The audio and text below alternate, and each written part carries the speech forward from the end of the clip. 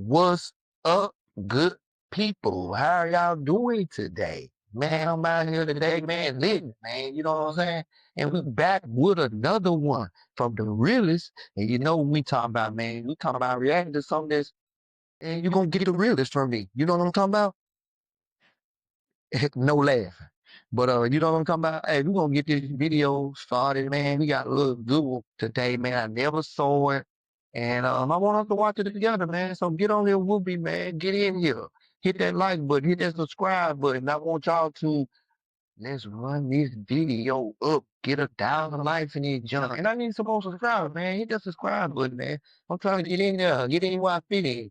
So I can bring more content to you. Give me some of your thoughts on the video, and I'll respond back. You know what I'm saying? Well, let's get into this video, man. It's called the Encore story of Michael Jordan, real Last Dance documentary. So this came out after the Last Dance documentary during the COVID or whatnot. So let's get into this video and see what's going on. Let's get it. Sixth NBA championship. Yes, by now that pretty much everyone in the country who's listening at all knows that Michael Jordan is retiring again from professional basketball. I am here to announce my retirement from the game of basketball. I had my great run in basketball. No matter what you guys say, or if I come and hang around the game, because I still love the game, that doesn't mean I'm coming back. Nation has ended. Rumors confirmed. The greatest player of all time is back, and he's wearing a Wizards uniform. 6'6", Michael. MJ. The story of Michael Jordan Real needs no talk. introduction. The tales of his journey to becoming one of the greatest athletes the world has ever seen, from being cut by his high school varsity team to the flu game, have been told countless times, some becoming somewhat legends themselves. However, for many, the journey of Jordan as a basketball icon ends the day he hung up his Bulls jersey. The headlines end, the documentary stops filming, and the spotlight fades away. And while that was the last time the world saw Michael at his most memorable, the reality is that's not where the story ends. There's more chapters in his legacy that deserve to be explored. A brief moment in time where we saw one of the game's greats try to defy Father Time. And for a split second, maybe he did. Following Jordan's retirement after winning his 6th championship in Chicago, professional basketball moved on just like it does after all great players retire. MJ had distanced himself from the game as much as possible, occasionally stopping in the facilities to play pickup games, but trying hard to avoid speculation he would ever make a return. It's no chance. Ever. Right? None at all. I had my great run in basketball. No matter what you guys say, if I come and hang around the game, because I still love the game, that doesn't mean I'm coming back. In the Bulls' absence, new dynasties rose in the place of old ones, and new stars emerged from the shadows of past Kobe. icons. The end of the 90s saw the birth of some of what would be basketball's brightest stars for decades to come. Players like Kobe Bryant, Tim Duncan, Vince Carter, and Allen Iverson all grew to become the faces of a new era in the NBA. And for a Facts. competitor like Michael Jordan, who was watching from a distance, this presented a new challenge. Only this time, it wasn't on the court. Now, do you ever have second thoughts? You ever say, like today, I just feel like I should be playing? No, I don't really? regret my decision at all. I Yeah? think it's the appropriate one. Or else no one else will have an opportunity to win if I keep playing. After being away from the game of basketball for almost 2 years, in January of 2000, Michael Jordan agreed to a 5-year deal to become the head of basketball. Hey man, I don't mean to pause the video, but Mike, I mean, he was being sarcastic, but I mean, on some real stuff, man. Mike don't put the roadblock on a lot of people from getting chips who was in the league, man. Like you said, Charles Barkley, Patrick Ewing, Reggie Miller. Man, a lot of people from the Larry Johnson, from all the Knicks team, like the stars, Sprewell, Larry Johnson, John Starks. Man, a lot of players. Like you said, he tried to give her an opportunity to win. That's fast, man. Not even being funny, but real talk. Operations for the Washington Wizards. This included a minority stake in the ownership of the team, which was set to raise to 20% if the Wizards exceeded expectations. In his time off the court, Jordan had become increasingly interested in running a franchise, even trying to purchase the then Charlotte Hornets before the deal fell through. Yeah, you were going to buy a team. What, it was the Hornets, right? Charlotte? Yeah. Well, actually, they came to me. I think I didn't search out the opportunity. They Right. came to me and said, "Well, what do you think about it?" And I evaluated it, and it just didn't fit. I want to have a lot more control than what they were willing to give. And respectfully, I mean, he made the choice that he wanted to make, and I don't disagree with that. I mean, I'm happy that he did, but I could not participate if I couldn't make the final decision on my money. Michael's new role allowed him total freedom to build a franchise the way he wanted, something that he wasn't sure of, saying, quote, "This is new to me. Being in charge is something that I never had the opportunity to do. Maybe that's not the ingredient to turn this thing around. Then again, it may be. That's the beauty of trying." Jordan had his ups and downs in his first offseason in control, choosing to reach for high school standout Kwame Brown with the #1 overall pick in the 2001 NBA draft. Brown would go on to have a 12-year NBA career, where he put up respectable numbers but never lived up to the expectations of a #1 overall pick. In the meantime, Michael was left with the task of rebuilding a team that had finished with the second worst record in the entire NBA. How would the greatest competitor the game had ever seen on the court be able to turn around a franchise off of it? However, instead of bringing in a new front office, reevaluating the roster, and bringing in young assets to replace the older players on the roster, Jordan chose to do something different. On April 20th, 2001, the Wizards announced the hiring of 49-year-old Doug Collins to become the team's new head coach. Collins had been the coach of a young Michael Jordan during his early years as a Bull, and had been out of the league since 1998. Naturally, this raised some speculation about whether or not Jordan was considering a comeback. Over the course of the offseason, Jordan hadn't made any changes besides adding his own former head coach and drafting a promising big man to the roster, failing to land many younger players or assets to the team. Now, with 2001 quickly approaching, some big questions were being raised in DC. Just as the media had speculated for months prior, on September 25, 2001, a 38-year-old Michael Jordan announced his return to the game of basketball. After almost 3 years, the greatest player the game had ever seen was making a comeback to the hardwood. The move was met by a mixture of excitement and concern, with many die-hard fans believing Jordan could ruin the storybook ending to his career. However, none of this fazed Michael.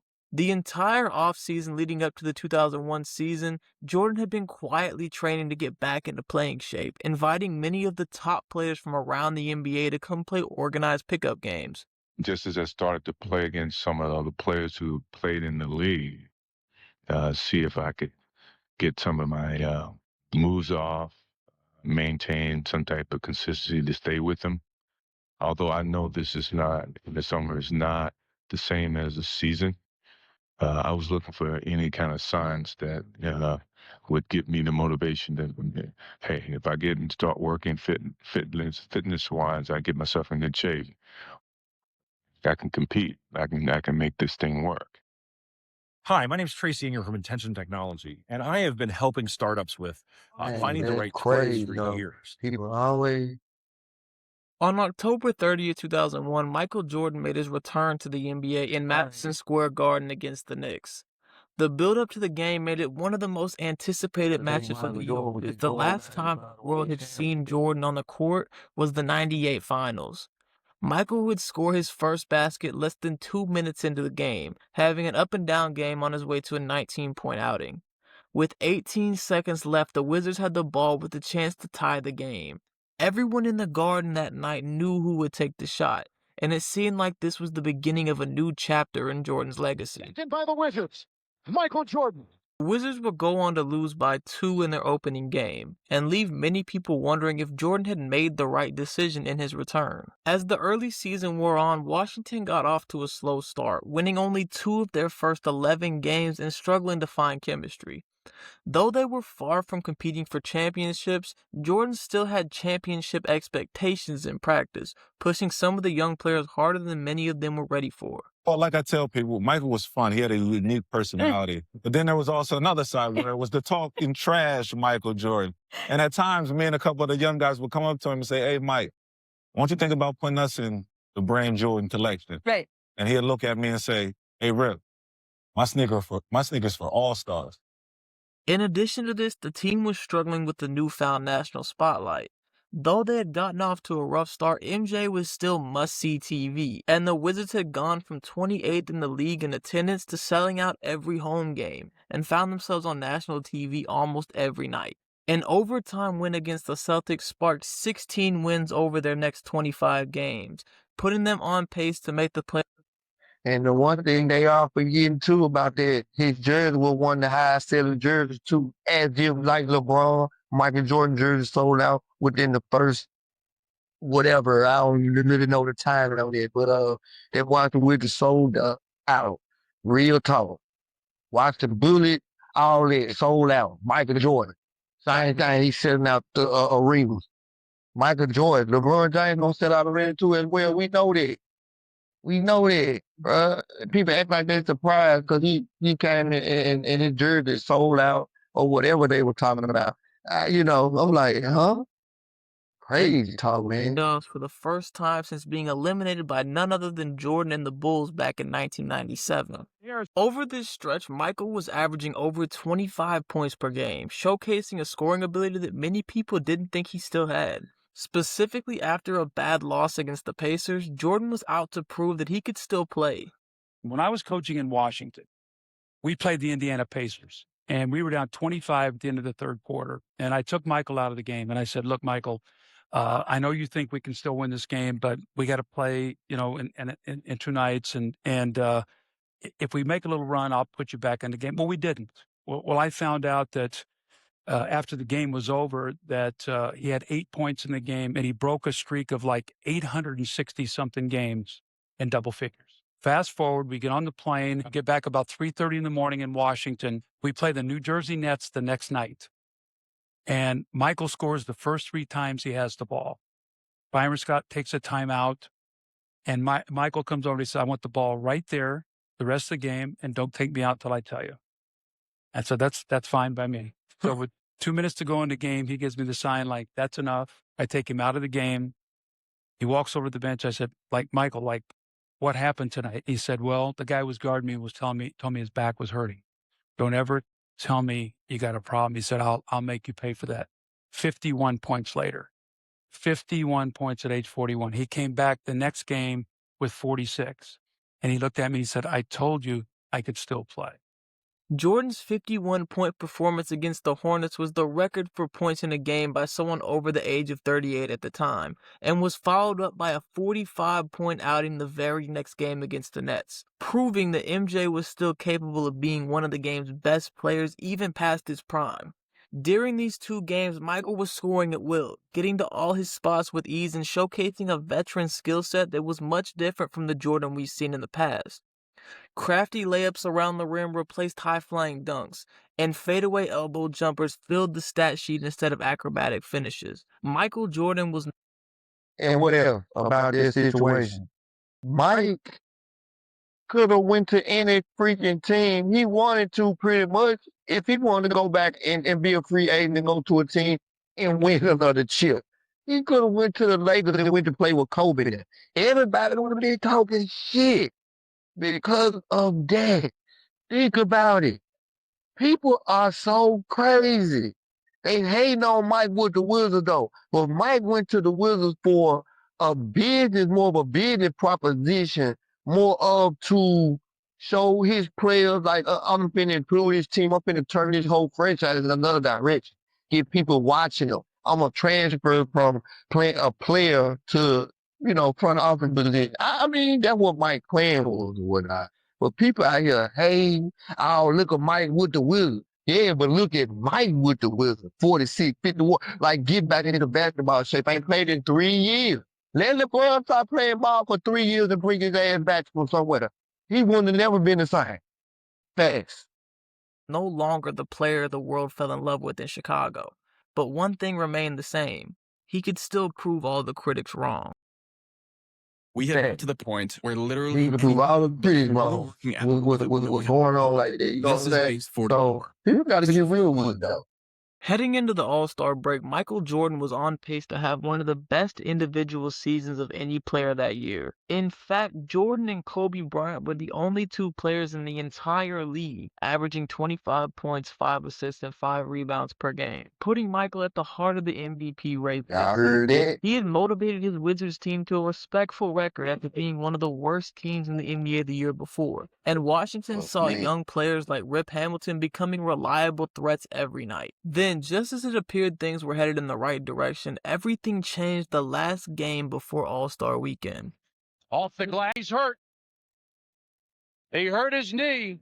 Jordan would collide with teammate Eton Thomas, resulting in a lateral tear in his meniscus. He would try to push through the injury, but after losing 9 out of the next 10 games while trying to fight through the pain, he finally had enough. On February 27th, Jordan elected to have arthroscopic knee surgery to repair the torn cartilage in his knee, and after attempting to make a second return that season, decided to sit out for the rest of the year.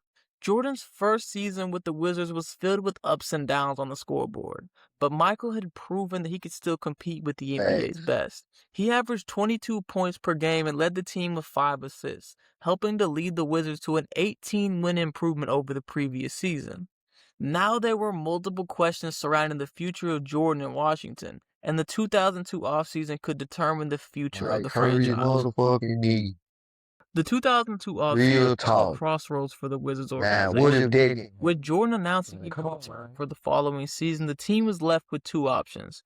Should they bring in young talent to help build for the future, or should they trade away their young assets to bring in some players that would help the team win now, with Michael's playing days inevitably numbered? Not surprisingly, the team chose to do the former, signing an established scorer in Larry Hughes and trading away a young Rip Hamilton to the Pistons for Jerry Stackhouse. Hamilton was coming off the best year in his young career and would go on to win 2 championships with Detroit and make multiple All-Star teams.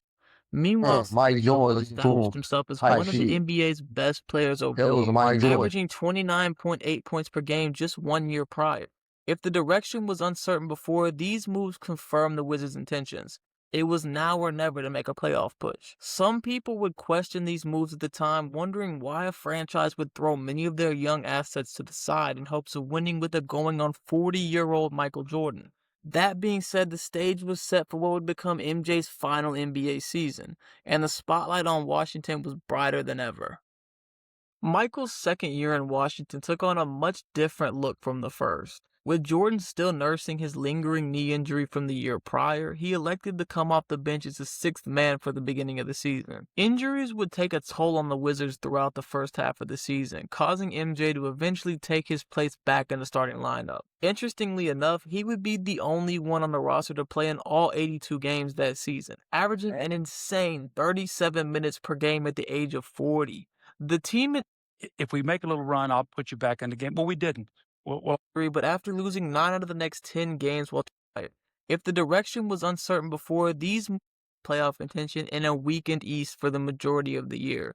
While Stackhouse had become the primary threat offensively, Jordan remember overcoming the 500 mark and just barely to take his place back in the starting lineup. Interestingly enough, he would be the only one on the roster to play in all 82 games that season, averaging an insane 37 minutes per game at the age of 40.